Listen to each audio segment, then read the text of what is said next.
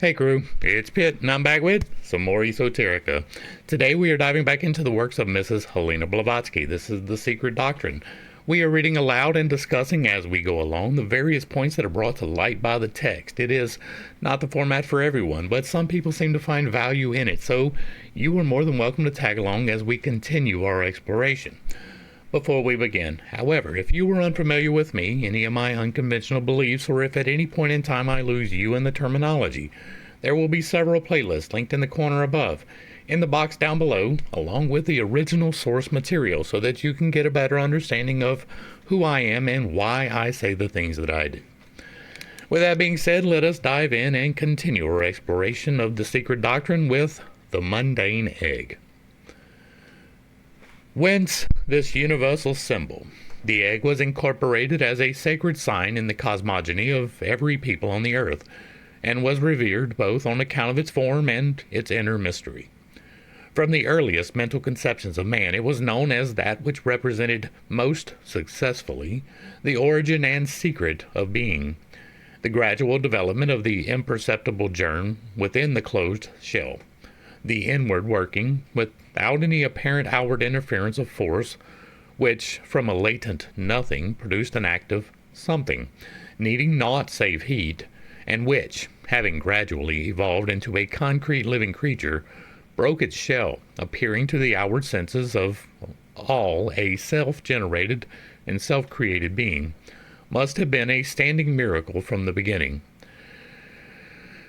Maybe, but it is quite evident through reading through these works that our conceptions of the ancient peoples is not entirely correct, right? We have this theory, right? I grew up believing that people once upon a time didn't understand where babies came from, but that is almost certainly incorrect.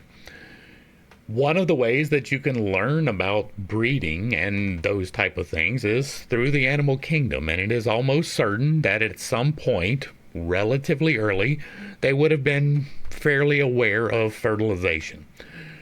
The fact that eggs come and some of them don't hatch and some of them do is something to pay attention to if you are learning. But at some point they had to have understood where the actual fertilization process came from.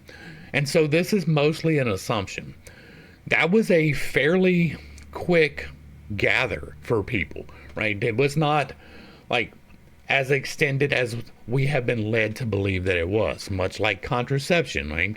Even way back in early times, I can't say prehistoric because we don't have records for it, but even in early times, there were contraceptive teas, things that would cause you to lose the child.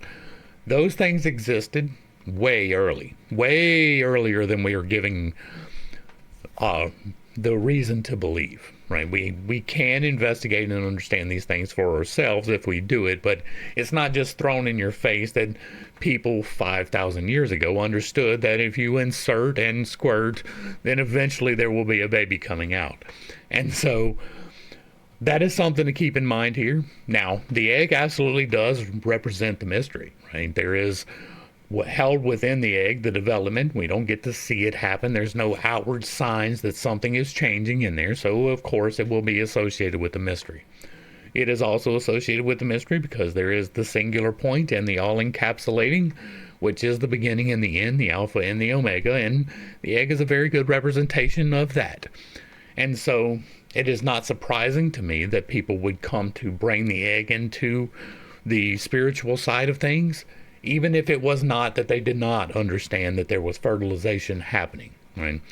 So for me, that part doesn't have to be there in order to justify them using the egg as the representative, right? They didn't have to not understand fertilization, even though that is somewhat what is being suggested in this text.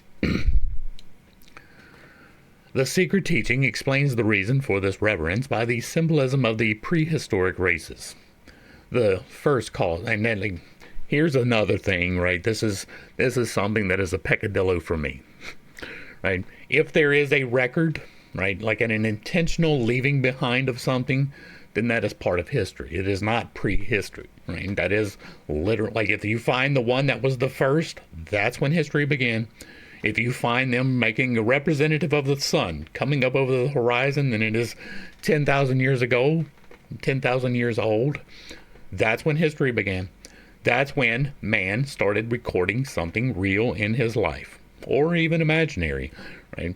So to refer to it as prehistory is a peccadillo of mine, right? That is not all that important to other people, but it is to me. Right? There is literal prehistory. There are things that were unintentionally left behind that we can extrapolate data from, right? The refuse pits, the round settlements that we go back and we dig through and we understand a little bit more about them. That's not an intentional leaving of history. That's just, this byproduct of being alive. But artwork absolutely is part of what history is. Now, can there be discontinuity? I think that's how you pronounce that. A gap between the first one and the next one. There can, absolutely. And it can be 10,000 years, right? That isn't a big number, I understand. But it is entirely possible that this thing was recorded and then later another thing was recorded and there was a whole gap, a period of time in between there. That doesn't mean that the first part's not still part of an intentional leaving behind for history. Right? Even if they didn't consider it, well, I'm going to leave this behind for generations behind me, right?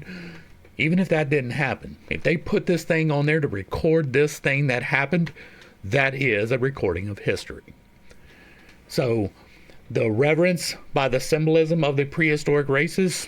No, that is reverence by the symbolism of the first historic races, but not prehistoric. There is history there.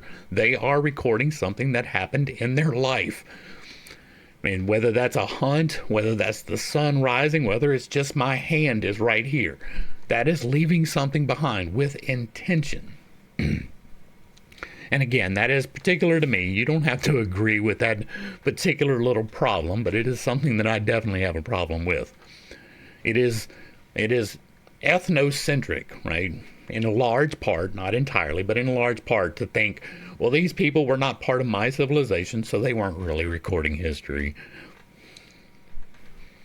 The first cause had no name in the beginning, and later it was pictured in the fancy of the thinkers as an ever-invisible, mysterious bird that dropped an egg into chaos, which egg becomes the universe.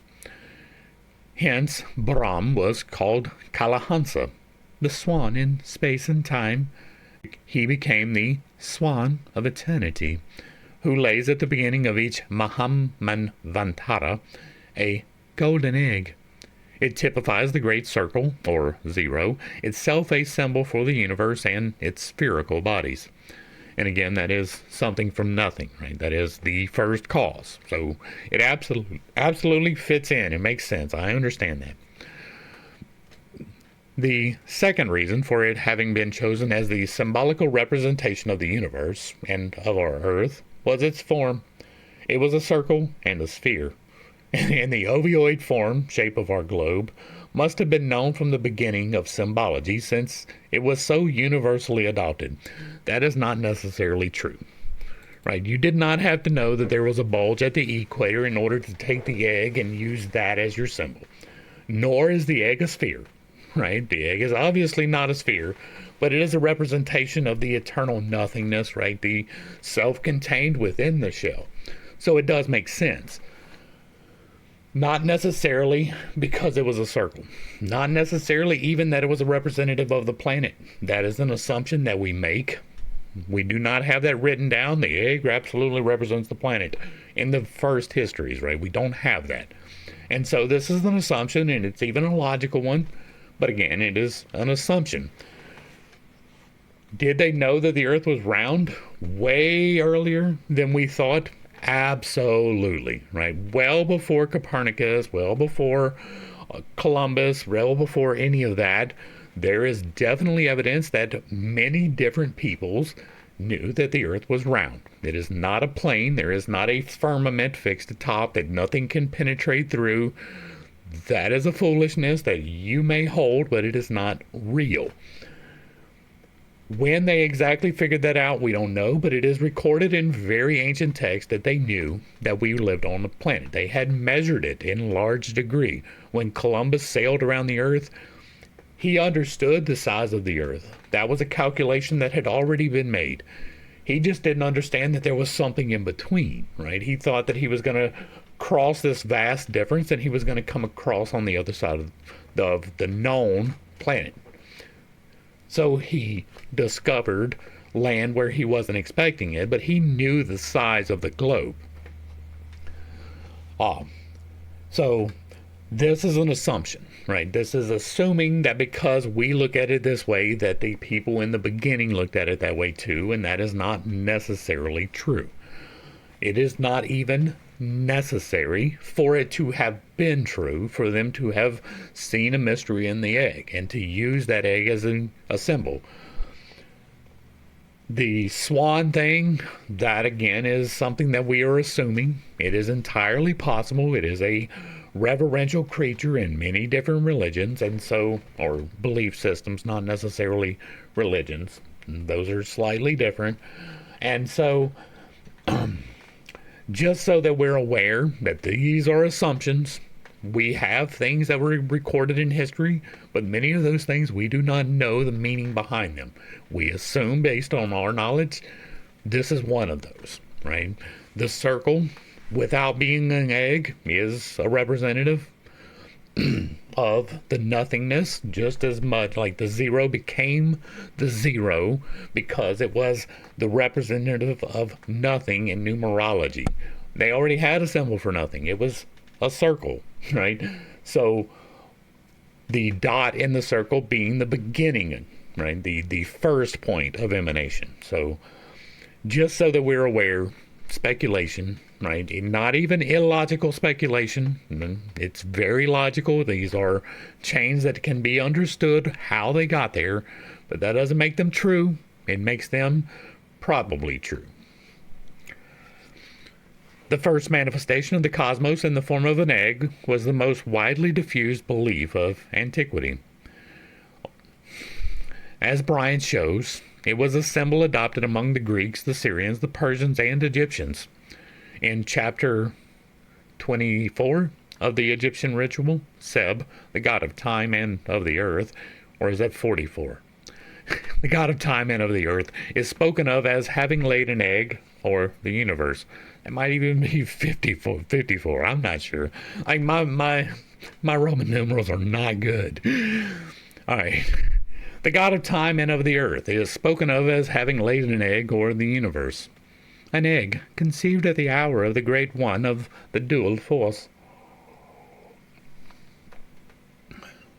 Ra is shown like Brahma, gestating in the egg of the universe. The deceased is resplendent in the egg of the land of mysteries. For this is the egg to which is given life among the gods. It is the egg of the great clucking hen, the egg of Seb, who issues from it like a hawk. With the Greeks, the Orphic egg is described by Aristophanes, and was part of Dionysiac and other mysteries, during which the mundane egg was consecrated and its significance explained. Porphyry showing it a representation of the world. I'm not going to try that. Faber and Bryant have tried to show that the egg typified the Ark of Noah, which, unless the latter is accepted as purely allegorical and symbolical, is a wild belief, and that is true. It can have typified the ark only as a synonym of the moon, the Arga, which carries the universal seed of life, but had surely nothing to do with the ark of the Bible. Anyhow, the belief that the universe existed in the beginning in the shape of an egg was general, and, as Wilson had it, a similar account of the first aggregation of the elements in the form of an egg is given in all the Indian Puranas, with the usual epithet Haima or Hiranya, golden, as it occurs in Manu. Hiranya, however, means resplendent, shining, rather than golden, as proven by the great Indian scholar, the late Swami Dayanand Sarasvati, in his unpublished polemics with Professor Max Muller. As said in the Vishnu Purana, Intellect, Mahat, the unmanifested, gross elements inclusive, formed an egg, and the Lord of the universe himself abided in it. In the character of Brahma, in that egg, O Brahman, were the continents, the seas and mountains, the planets and divisions of the universe, the gods, the demons, and mankind. Book 1, Chapter 2. Both in Greece and in India, the first visible male being, who united in himself the nature of either sex, abode in the egg and issued from it. This firstborn of the world was Dionysius, with some Greeks, the god who sprang from the mundane egg, and from whom the orders, mortals and immortals were derived.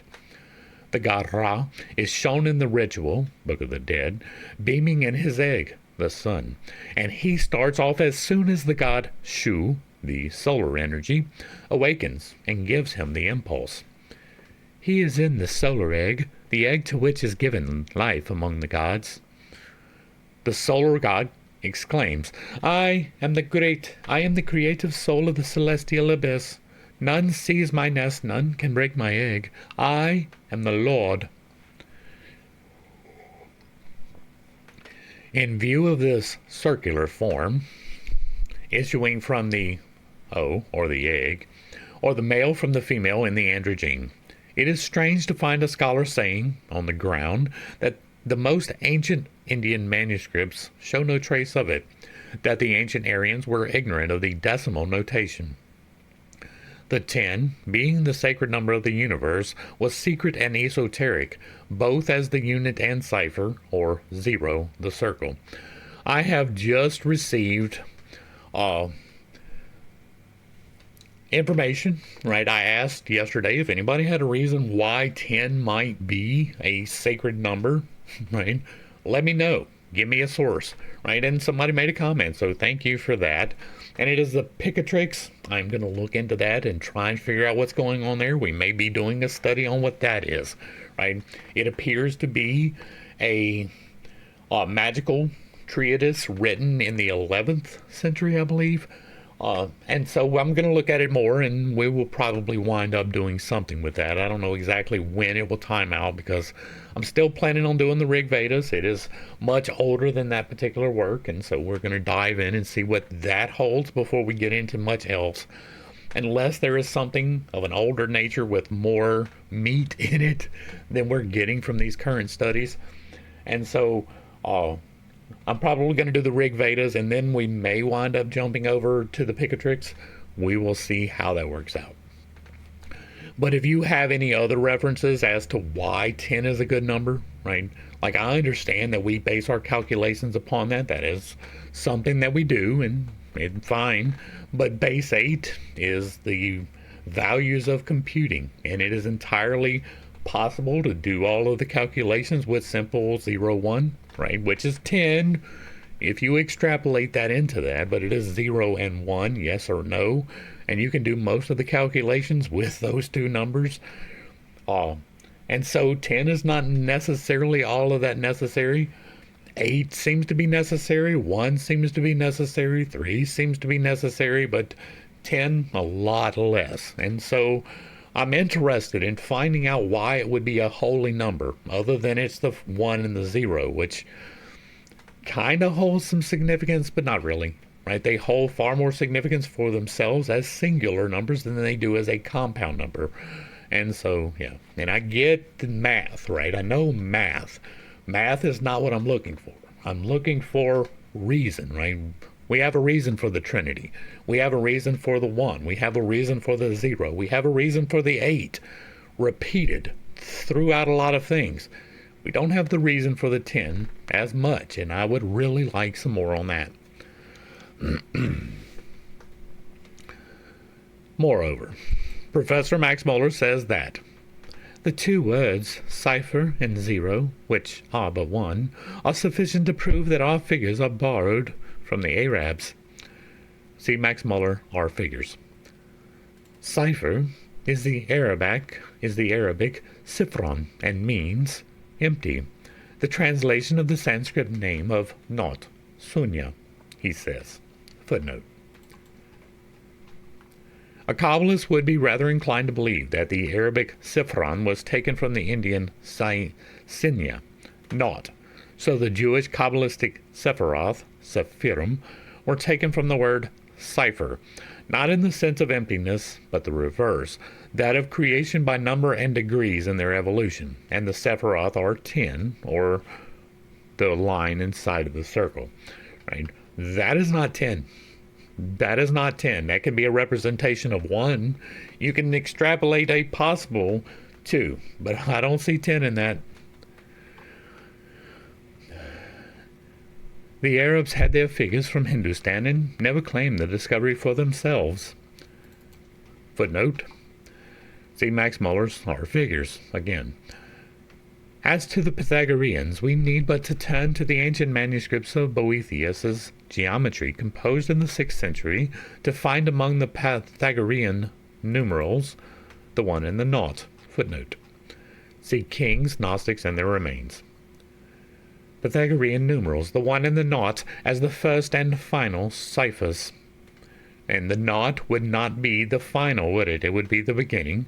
So it would be between 0 and 1, right? Not between 1 and 10.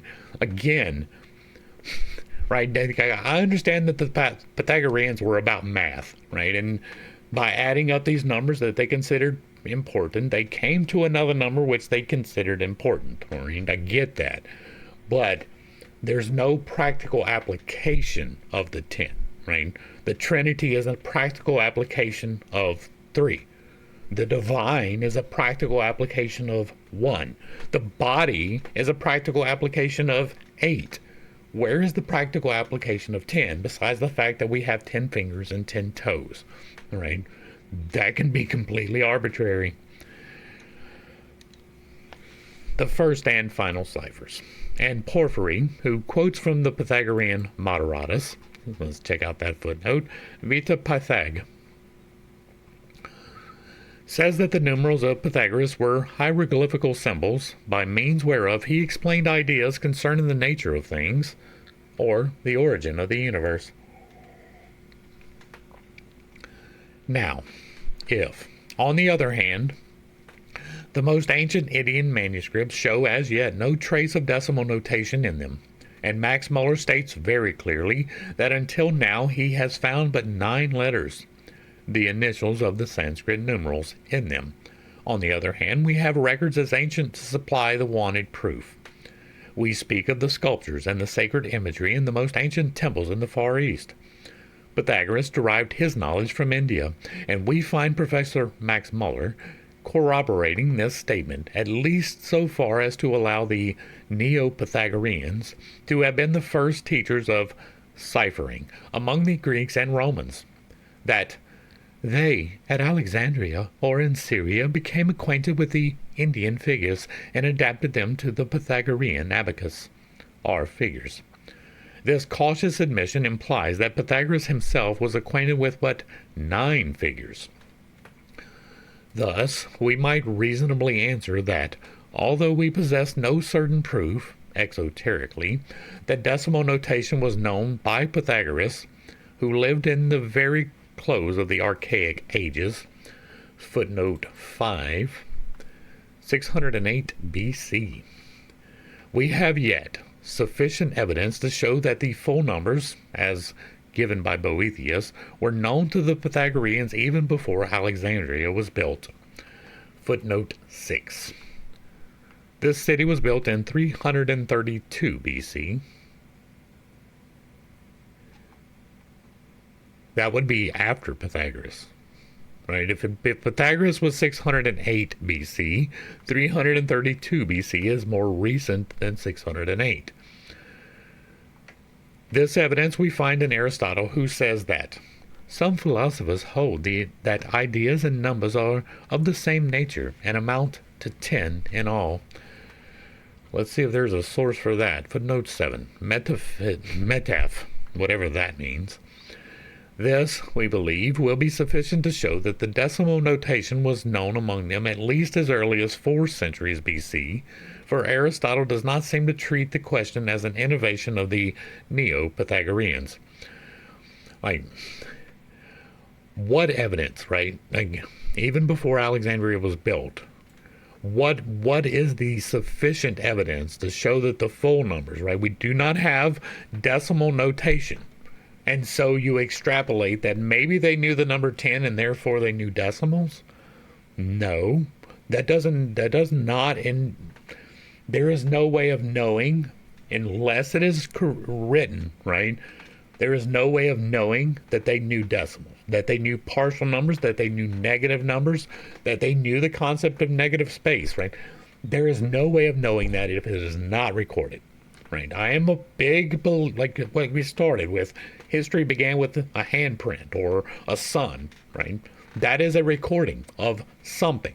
We may not know what, but it is something. But if there is no recording, then it is not part of the history, right? It is supposition. You can assume whatever you want. And just because you were able to build something does not mean that you have numbers, right? Just because there is even a partial number involved in the building does not mean that they intended it that way.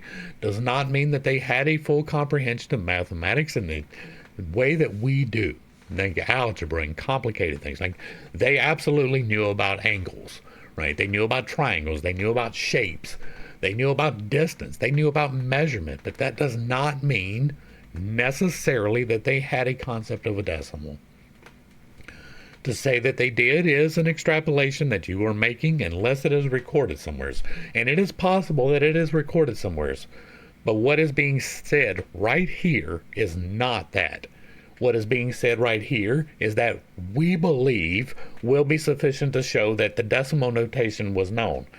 No, that is not. Unless there is real proof that that was a thing that they were doing, you're going to have a hard sell on that one.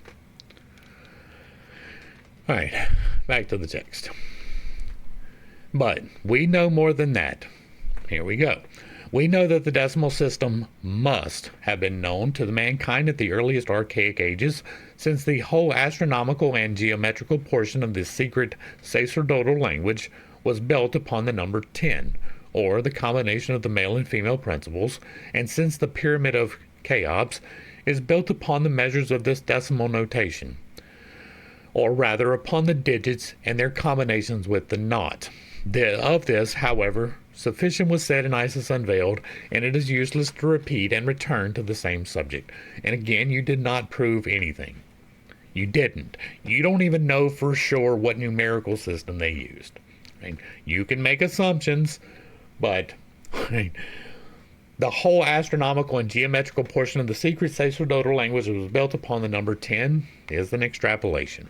Right? It may have been 1 through 9 and you extrapolate 10. It may have been 10. If it is not explicitly written, then we do not know. We can guess, we can suppose, but knowing is a different thing.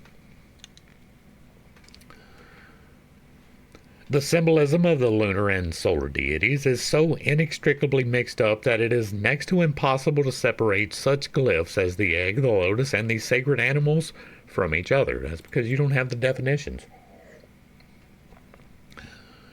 The ibis, for instance, sacred to Isis, who is often represented with the head of that bird, sacred also to Mercury or Tehote, because that god assumed its form while escaping from Typhon. It's funny that we have Isis represented with the head of an ibis, and we also have Tehote represented as the head of an ibis. That is a real thing, right? How do you distinguish which one's which? Are you saying necessarily that Tehote was not necessarily feminine? Could have been an androgyne, right? And so, yeah. Because they got assumed its form while escaping from Typhon. The ibis was held in the greatest veneration in Egypt. There were two kinds of ibises. Herodotus tells us that in that country, one quite black and the other black and white. The former is credited with fighting and exterminating the winged serpents which came every spring from Arabia and infested the country. The other was sacred to the moon because the latter planet is white and brilliant on her external side, dark and black on that side which she never turns to the earth. That again is an extrapolation, right? You do not know that they knew that there was a side of the earth or the side of the moon that never got turned towards the earth. You can assume that because we know that, but you do not know that they knew that, right? They don't know what's on the other side of the moon. They could speculate about it, but they did not know necessarily that it was dark. We do that because of our satellites. And here's something that you may not know. It is not always dark on the other side of the moon. I wonder if maybe the side that is dark to us, if on the other side it is lit. I wonder if that is a possibility. I bet that it is. Moreover, the ibis kills land serpents and makes the most terrible havoc among the eggs of the crocodile, and thus saves Egypt from having the Nile infested by those horrible saurians. The bird is credited with doing so in the moonlight, and thus being helped by Isis as the moon, her sidereal symbol. But the nearer esoteric truth underlying these popular myths is that Hermes, as shown by Amniphius, the Kultu Egypt, watched under the form of that bird over the Egyptians and taught them the occult arts and sciences. This means simply that the ibis religiosum had and has magical properties in common with many other birds, the albatross preeminently, and the mythical white swan, the swan of eternity or time, the Kalahansa. It's almost as if things that could fly would be venerated. Were it otherwise, indeed, why should all the ancient peoples, who were no more fools than we are, have had such a superstitious dread of killing certain birds? In Egypt, he who killed an ibis, or the golden hawk, the symbol of the sun and Osiris, risked and could hardly escape death. The veneration of some nations for birds was such that Zoroaster, in his precepts, forbids their slaughter as a heinous crime.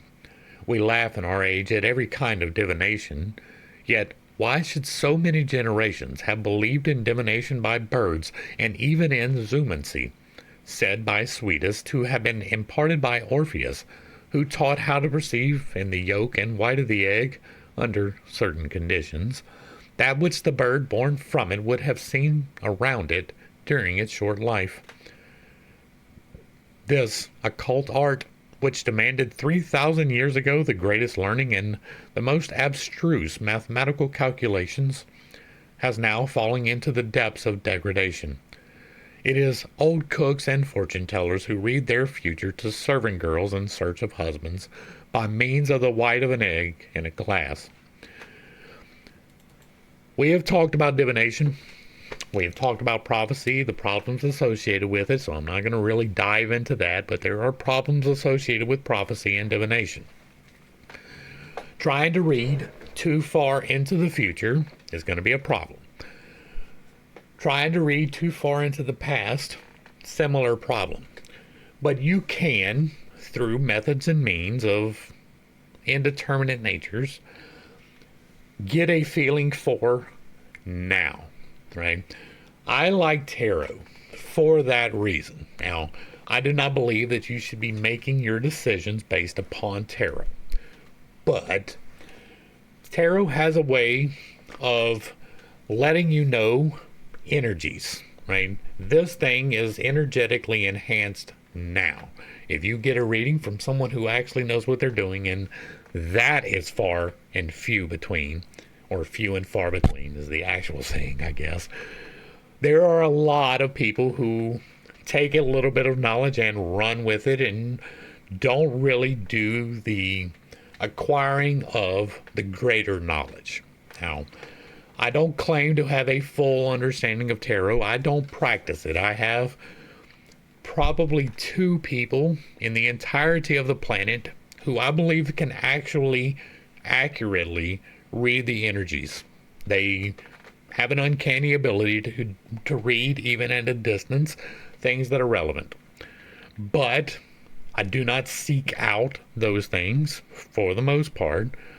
They are things that come to me randomly by chance. I have used that as confirmations for several things, right? If I have a question of a specific type, I will say something along the lines of, let this particular reader do a reading on the internet and let me find it and let it be relevant. And it has, to extreme degrees. And by that I don't mean, well, this could be taken this way or that, but it is this is what the energy says, and that is actually what is going on. Like, it is to the point where one particular one, Helen, over at Cosmic Dragon Tarot, has a habit of, like, she likes to do pick a pile, right? And so she'll have 3 different options there, and I will pick one of those options as the answer to the energetic question that I am answering. And the first pile won't have anything at all to do with what I am asking about. Like, I'll watch all of the piles, and the one pile, nothing. The one that I choose, which is fairly commonly too, sometimes it's not, but those are spurred by variables, right? There may be a specific reason why 3 would be more important than 2 in this particular instance, but we'll use 2. And I watch 2, and it has absolute relevance to everything that I'm asking. And then I watch 3, and it has nothing to do with it. That is not just me imposing my wishes upon it. It is this random thing happening as I asked it to happen and bearing extreme relevance to actual things actually going on. Am I going to make a decision to buy my house or sell my house according to something that a fortune reader says? No, absolutely not. But I will take it into consideration. It will be, like, if it happens in that particular way, it is definitely going to be something that I use to help with decisions. Not to necessarily make the decision for me, but if the energy is actually saying something and it is apparent that it is relevant, and it'd be foolish to not pay attention to it. And so I am sure that it is the same with tea leaves. There is probably somebody that can read tea leaves in a way that is actually energetically relevant to things. But again, it is going to be few and far between. Most people do not do it correctly. Most of the people running around out there that call themselves witches can't pull energy. They think they can, but they really can't. They don't have the powers that they think they do. They don't even have the understanding of the ceremonies and the rituals that they perform. They're calling themselves because they are contrary to Christianity or Islam or whatever control system they grew up in, and in rebellion they turn to this thing that is going to piss off their parents or however that dynamic works. Very few of those who are actually seeking the knowledge are genuine in it. Like, many of them are out there practicing things that they don't actually understand.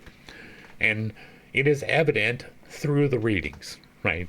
And I watch others, like, there are other people who I have looked at, and none of them have been accurate, like, at all.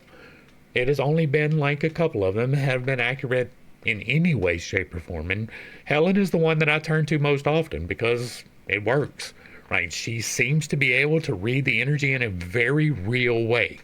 And so I take her word more than I would anyone else's. And that's just the way it is. So, Cosmic Dragon Tarot if you're interested. Or Angel Wing Holistic. She has 2 channels. And they can have the message on either channel, right? I'm like, let Helen say this thing, and an hour later she's got a video uploaded, right? And or she's already got the video uploaded before I see it and I'm asking for it. That happens too. But it has been extremely accurate. Like, if I didn't think that it would freak her out, I have almost reacted to several of those readings just so that we could get an understanding of exactly how on point some of these readings are. It is really kind of ridiculous how accurate she can be with that. It really is. All right, back to the text. That is enough of a rabbit hole. Nevertheless, even Christians have to this day their sacred birds. For instance, the dove, the symbol of the Holy Ghost. Nor have they neglected the sacred animals, the evangelical zoolatry. The bull, the eagle, the lion, and the angel, in reality the cherub or seraph, the fiery-winged serpent, is as much pagan as that of the Egyptians or the Chaldeans. These four animals are, in reality, the symbols of the four elements and of the four lower principles in man. Nevertheless, they correspond physically and materially to the four constellations that form, so to speak, the suite or cortege of the solar god, and occupy during the winter solstice the four cardinal points of the zodiacal circle. These four animals may be seen in many of the Roman Catholic New Testaments where the portraits of the evangelist are given. They are the animals of Ezekiel's Merkabah. As truly stated by Ragon, the ancient Hierophants have combined so cleverly the dogmas and symbols of their religious philosophies that these symbols can be fully explained only by the combination and knowledge of all of the keys. They can be only approximately interpreted, even if one finds out 3 out of these 7 systems: the anthropological, the psychic, and the astronomical. The 2 chief interpretations, the highest and the lowest, the spiritual and the physiological, they preserved in the greatest secrecy until the latter fell into the dominion of the profane. Thus far, with regard only to the prehistoric Hierophants, with whom that which has now become purely or impurely phallic was a science as profound and as mysterious as biology and physiology are now. This was their exclusive property, the fruit of their studies and discoveries. The other 2 were those which dealt with the creative gods, theogony, and with creative man, in example, the ideal and the practical mysteries. These interpretations were so cleverly veiled and combined that many were those who, while arriving at the discovery of one meaning, were baffled in understanding the significance of the others, and could never unriddle them sufficiently to commit dangerous indiscretions. The highest, the first and the fourth, theogony in relation to anthropogeny, were almost impossible to fathom. We find proofs of this in the Jewish Holy Writ. It is owing to the serpent being Paris that it became a symbol of wisdom and an emblem of the Logoi, or the self-born. In the temple of Philo in Upper Egypt, an egg was artificially prepared of clay made of various incenses, and it was made to hatch by a peculiar process when a Cerastus, the horned viper, was born. The same was done in antiquity for the cobra in the Indian temples. The creative god emerges from the egg that issues from the mouth of Kneph as a winged serpent, because the serpent is the symbol of the all-wisdom. With the Hebrews, he is glyphed by the flying or fiery serpents. In the wilderness, in Moses, and with the Alexandrian mystics, he becomes the Orpheo Christos, the Logos of the Gnostics. The Protestants try to show that the allegory of the brazen serpent and of the fiery serpents has a direct reference to the mystery of Christ and crucifixion. Footnote. And this only because the brazen serpent was lifted on a pole. It had rather a reference to Myco the Egyptian egg, standing upright, supported by the sacred Tao. Since the egg and the serpent are inseparable in the old worship and symbology of Egypt, and since both the brazen and fiery serpents were seraphs, the burning fiery messengers, or the serpents of God, the Nagas of India, it was a purely phallic symbol without the egg, while when associated with it, it related to cosmic creation. There is no reason to believe that according to the biblical sources. Right? There is no reason to believe that it had anything to do with the egg. If you're unaware what the brazen serpent is, as they were being guided by the Midianites through the desert, they came across a place where there were a lot of snakes, and they got bitten by the snakes.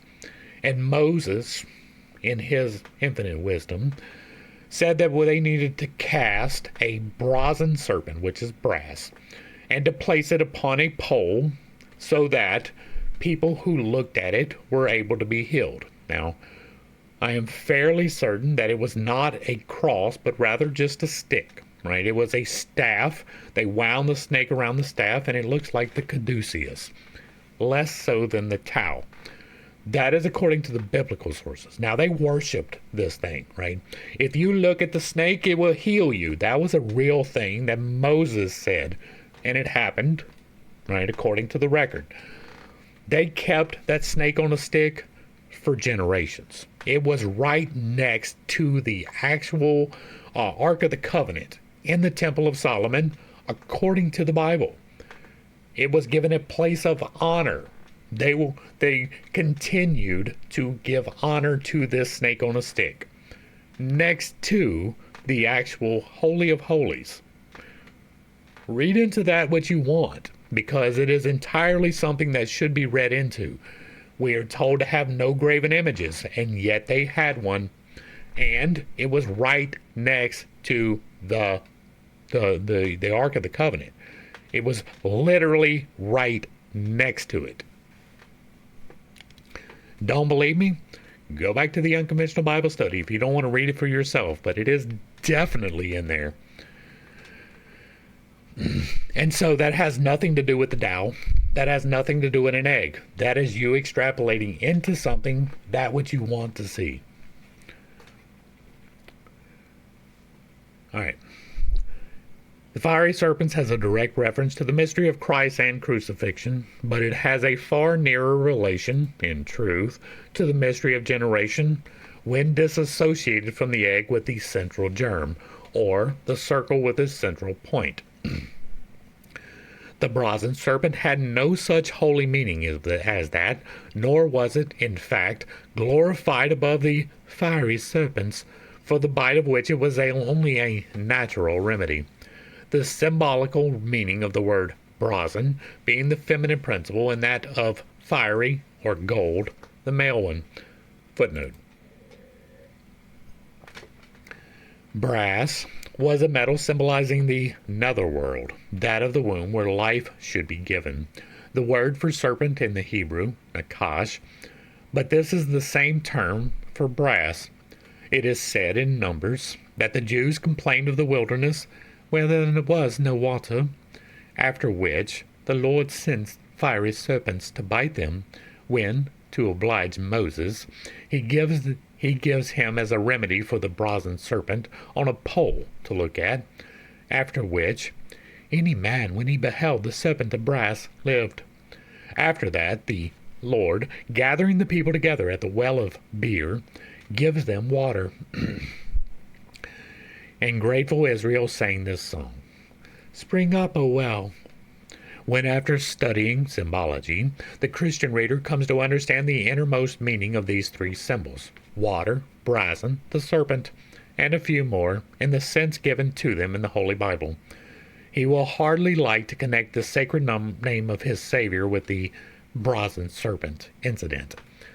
The seraphim, fiery winged serpents, are no doubt connected with and inseparable from the idea of the serpent of eternity, God, as explained in Kennelly's Apocalypse. But the word cherub also means serpent in one sense, though its direct meaning is different. Because the cherubim and the Persian winged griffins, the guardians of the Golden Mountain, are the same, and their compound name shows their character, as it is formed of Ker, circle, and Ob, or Ob, serpent. Therefore, a serpent in a circle, and this settles the phallic character of the brazen serpent and justifies Hezekiah for breaking it. Wow. Yeah. And part of that was what we were just talking about, right? Like, this was the part, right? Go back and look it up for yourself. The serpent in a circle, that is not what was represented by that particular thing. Like at all. Griffins are part eagle, part lion. They have nothing to do with the serpent at all. And so this again seems to be a bit of an extrapolation for what you want to read into something and not necessarily what is actually there. That is a big problem in the Bible, and it is a big problem in other belief systems as well. In the Book of the Dead, as just shown, reference is often made to the egg. Ra, the Mighty One, remains in his egg during the struggle between the children of the rebellion and Shu, the solar energy and the dragon of darkness. The deceased is resplendent in his egg when he crosses to the land of mystery. He is the egg of Zeb. The egg was the symbol of life and immortality and eternity, and also the glyph of the generative matrix and the Tao associated with it, only of life and birth and generation. The mundane egg was placed in Khnum, the water of space, or the feminine abstract principle. Khnum becoming, with the fall of man into generation and phallicism, Ammon, the creative god. And when Ptah, the fiery god, carries the mundane egg in his hand, then the symbolism becomes quite terrestrial and concrete in its significance. In conjunction with the hawk, the symbol of Osiris' son, the symbol is dual. It relates to both lives, the mortal and the immortal. In Kirchner's Oedipus Egypticus, one can see on the papyrus engraved in it an egg floating above the mummy. This is the symbol of hope and the promise of a second birth for the Osirified dead. His soul, after due purification in the Amenti, will gestate in this egg of immortality, to be reborn from it into a new life on earth. For this egg, in the Esoteric Doctrine, is the Devachan, the abode of bliss, the winged Scarabaeus being alike a symbol of it.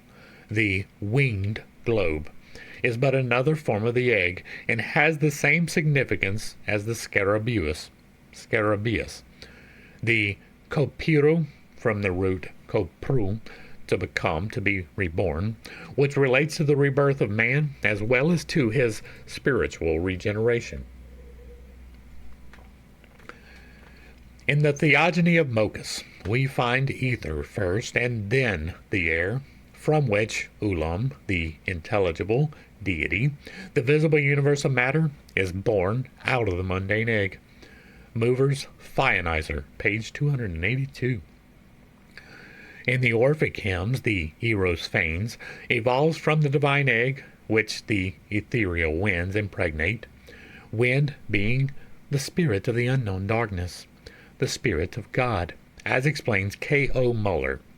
The divine idea, says Plato, who is said to move ether.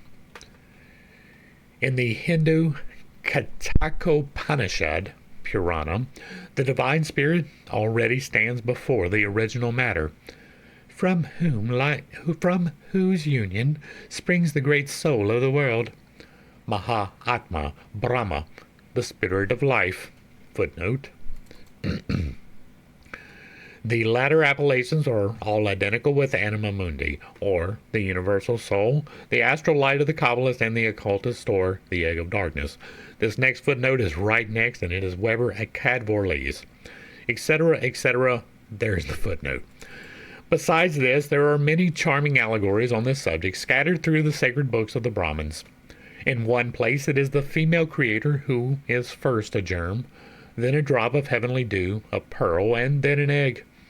In such cases, of which there are too many to enumerate them separately, the egg gives birth to the four elements within the fifth ether, and it is covered with 7 coverings, which become later on the 7 upper and the 7 lower worlds. Breaking in two, the shell becomes the heaven, and the meat in the egg the earth, the white forming the terrestrial waters. Then again, it is Vishnu who emerges from within the egg with a lotus in his hand.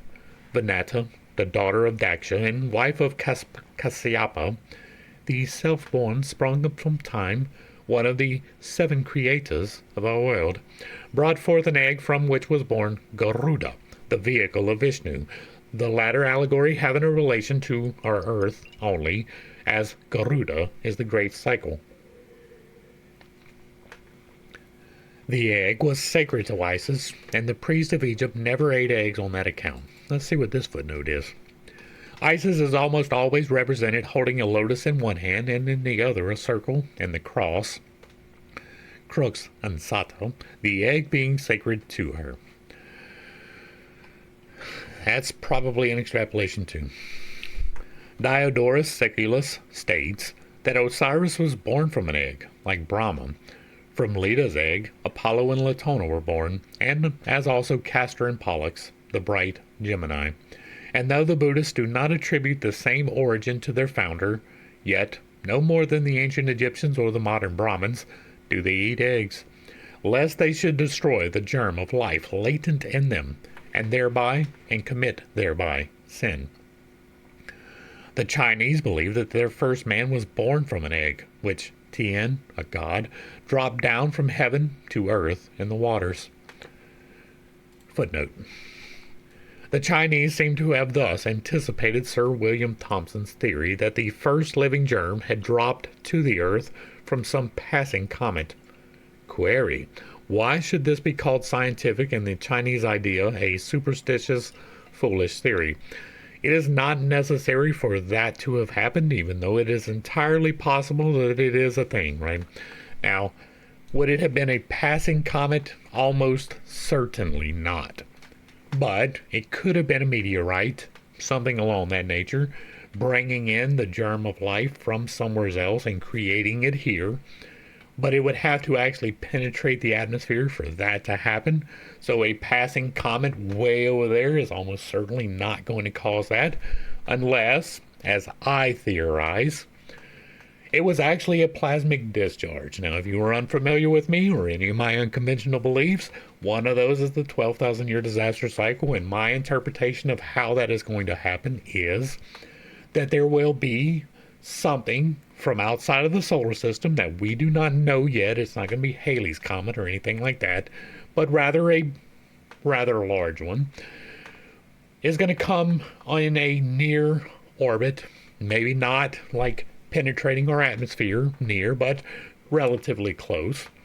And if it passes between us and the sun, which is, again, something that is almost certainly going to happen, it can facilitate a plasmic discharge. Now, plasma is the underlying foundational of everything. It is literally the Holy Spirit, right? It is potential held.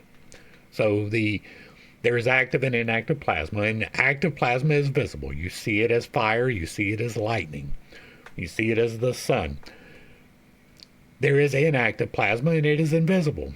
Now, I believe that all of the elements, oxygen, carbon, hydrogen, all of those, are actually intrinsically entrained inside of the plasma, right? It is part of us. It is part of the atmosphere around us. When you have clouds passing along and they build up a static charge, and then they get to the right point and they discharge that into the form of lightning, that promotes change. There's water vapor in the middle, and the heat that is generated from this plasmic discharge separates the water into hydrogen and oxygen. It takes carbon dioxide and separates it into oxygen and carbon. It is the facilitator of change in whatever instance it happens to appear. Now, that happens in lightning. We see it happen. Then we can measure the changes that are wrought. Sometimes it binds things together, right? It takes the individual oxygen and turns it into ozone. That is a function of plasma. And so it is possible, although not scientifically confirmed, it is entirely possible that this catalyst or comet or whatever it happens to be passing between us and the sun causes a static discharge along the same way that the clouds do, on a much grander scale. The scale being massive, as though it was enough lightning to form mountain ranges, right? This facilitator of change could be the dropping from the egg to the terrestrial and starting life. That is entirely a possible, plausible situation. especially in light of recent scientific developments. Check the Thunderbolt Project for more on that. But it does seem to fit both with what I believe and what is being talked about here as the egg, right? That doesn't mean that it is an egg here on the mortal plane that came out of a chicken's butt, right? It could be a heavenly egg passing by, and you can see it. It is slightly ovoid, right? You're seeing the trail. And then, and now we can talk.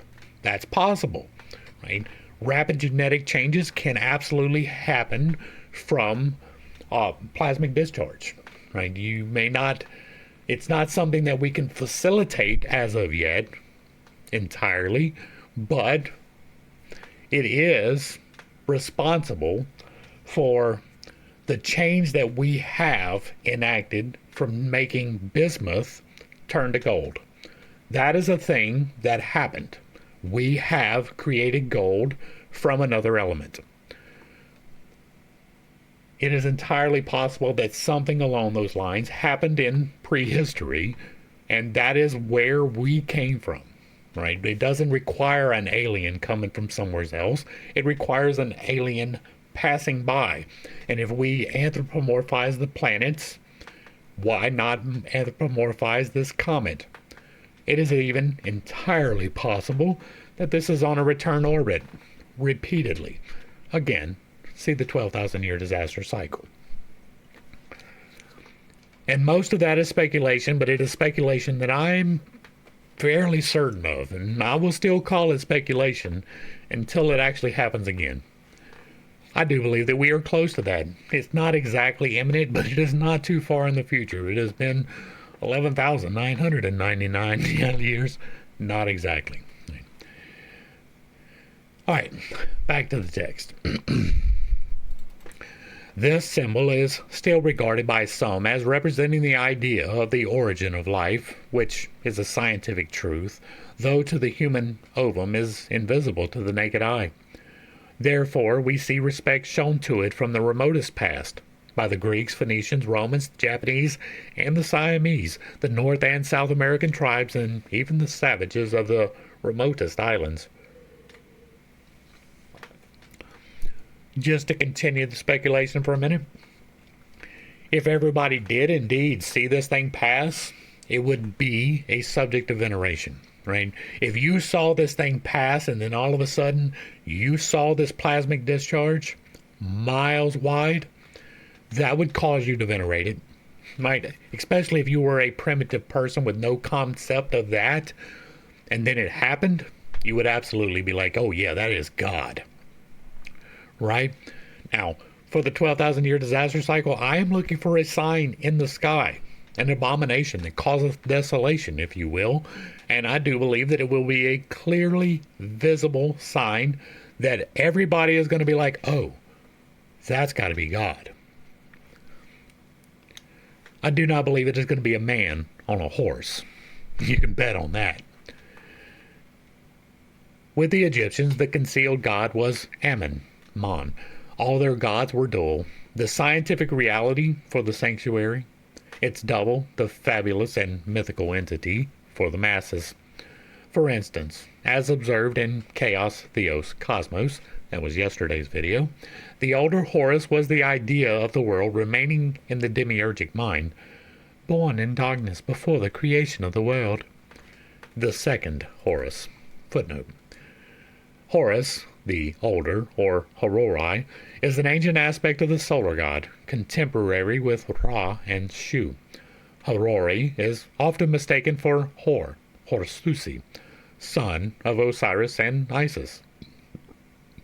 The Egyptians very often represented the rising sun under the form of Hor the Older, rising from a full-blown lotus, the universe, when the solar disk is always found in the hawk head of that god.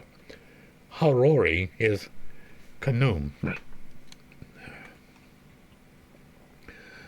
The second Horus was the same idea going forth from the Logos, becoming clothed with matter and assuming an actual existence. Compare Mover's Phyonizer. The same with Khnum and Ammon. Footnote. Aman or Man, the hidden, the supreme spirit. Both are represented ram-headed, and both often confused, though their functions are different. Khnum is the modeler of men, fashioning men and things out of the mundane egg on a potter's wheel. Amun-Ra, the generator, is the secondary aspect of the concealed deity. Khnum was adored at Elephanta and Philo. Footnote. His triadic goddesses are Sati and Anuki.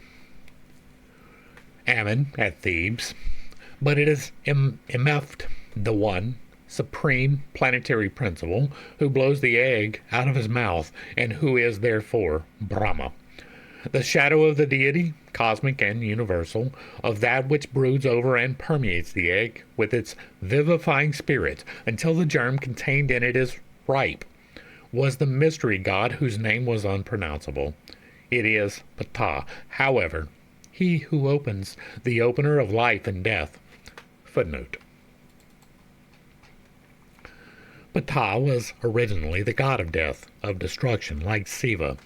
He is a solar god, only by virtue of the sun's fire, killing, as well as vivifying. That plays into what I was just talking about, right? He was the national god of Memphis, the radiant and fair-faced god. See Sakura Bronzes, Satiric Epoch. The opener of life and death, who proceeds from the egg of the world to begin his dual work. Book of Numbers. According to the Greeks, the phantom form of Chemis, Chemi, ancient Egypt, which floats on the ethereal waves of the Empyrean sphere, was called into being by Horus Apollo, the sun god, who caused it to evolve out of the mundane egg. Footnote. The Brahmanda Purana contains the mystery about Brahma's golden egg fully, and this is why, perhaps, it is inaccessible to the Orientalists, who say that this is Purana, like the Skanda, is no longer procurable in a collective body, but is represented by a variety of Kandas and Mahatmayas professing to be derived from it. The Brahmanda Purana is described as that which is declared in 12,200 verses, the magnificence of the egg of Brahma, and in which an account of the future kalpas is contained as revealed by Brahma. Quite so, and much more, perchance. I am sure this number is entirely coincidental. See again the 12,000-year disaster cycle. In the Scandinavian cosmogony, placed by Professor Max Muller in point of time as far anterior to the Vedas, in the poem of Voluspa, the Song of the Prophetess, the mundane egg is again discovered in the phantom germ of the universe, which is represented as lying in the Gnanagagap, the cup of illusion, Maya, the boundless and void abyss. In this world's matrix, formerly a region of night and desolation, Nebelheim, the mist place, the nebular, as it is called now, in the astral light, dropped a ray of cold light, which overflowed this cup and froze in it. Then the invisible blew a scorching wind, which dissolved the frozen waters and cleared the mist. These waters, chaos, called the streams of Elvagar, distilling and vivifying drops, fell down and created the earth and the giant Ymir, who only had the semblance of a man, the heavenly man, and the cow Audhumla, the mother, or astral light, cosmic soul, from whose udder flowed 4 streams of milk, the 4 cardinal points, the 4 heads of the 4 rivers of Eden, etc., etc., and which 4, allegorically, are symbolized by a cube in all its various and mystical meanings. The Christians, especially the Greek and Latin churches, have fully adopted the symbol, and we see in it a commemoration of life eternal, of salvation, and of resurrection. This is found in and corroborated by the time-honored custom of exchanging Easter eggs, from the aguinium, the egg of the pagan druid, whose name alone made Rome tremble with fear, to the red Easter egg of the Slavonian peasant. A cycle has passed. And yet, whether in civilized Europe or among the abject savages of Central America, we find the same archaic, primitive thought. If we only search for it and do not disfigure, in the haughtiness of our fancied mental and physical superiority, the original idea of the symbol. And that is going to bring us to the end of the Mundane Egg. Hopefully I brought a little bit of enlightenment and not too much confusion to a somewhat difficult topic. I understand that I hold some unconventional beliefs and that I have a tendency to step on toes when I relay those. It is not intentional, but it is not something I apologize for. Speculation is fine, right? You can speculate on anything that you want. To state it as fact as opposed to speculation is not fine, right? It is perfectly fine to say that we believe these things to be true. It is much different to say that we know these things to be true. There are things in here that I speculate upon. There are things in here that they speculate upon. But the difference being that I clearly point out the points where I'm speculating. I try to anyway. Fairly sure I did that in this particular one, but sometimes I miss it, and sometimes I speculate where I don't identify it clearly, and that's a problem that I am working on. It's got more to do with my organization than anything else. But the speculation on the origins of the egg, that's a good one. That's a good place to go. Now, my speculation about it being a comet is fairly well grounded in reasons, I believe. But again, I don't know that is the truth of the matter. It is entirely possible that there is another process by which it happened. We will never know, right? Or maybe we will if the cycle repeats. But other than that, we really won't. And so it is relegated to speculation. Some speculation is founded in more authority than others, right? Putting the brazen serpent upon the Tao, it's not the cross like the Christian cross, but it is the cross where the beam goes across the top in its entirety and then down from there. That is not what it was put upon. It looked much more like a caduceus. It was a staff, and around the staff was placed the brazen serpent. That is a spiral. That's good, but that's not a circle at all. That is not the Tao, despite anybody trying to make it seem so. So it is important to maintain things which we can prove separate from things that we speculate upon. And that's my main intention, right? I'm here to clarify things. That is what I'm doing, using logical processes. Some of it I know, some of it I speculate upon, and I'm trying to separate those two as much as I'm separating their speculations from actual reality as well. If you like what I'm doing over here, let me know down below. Give me a like, share, a sub. Throw me a comment if you agree with anything that I said, or if you disagree with anything that I said. Drop it in the comments, and if it remains respectful, it gets to remain up. If there is another work you would like to see me discuss in the manner that we are doing here, drop that in the comments as well. And if you really like what I'm doing, hit me with that super thanks. It will be greatly appreciated. To the crew, thanks for hanging out. I appreciate every single minute that you are here with me, and I am praying for you every single day. Until next time, I love you. God loves you. You are perfect, whole, and complete, just the way that you are. And this has been Pit Steak. Peace.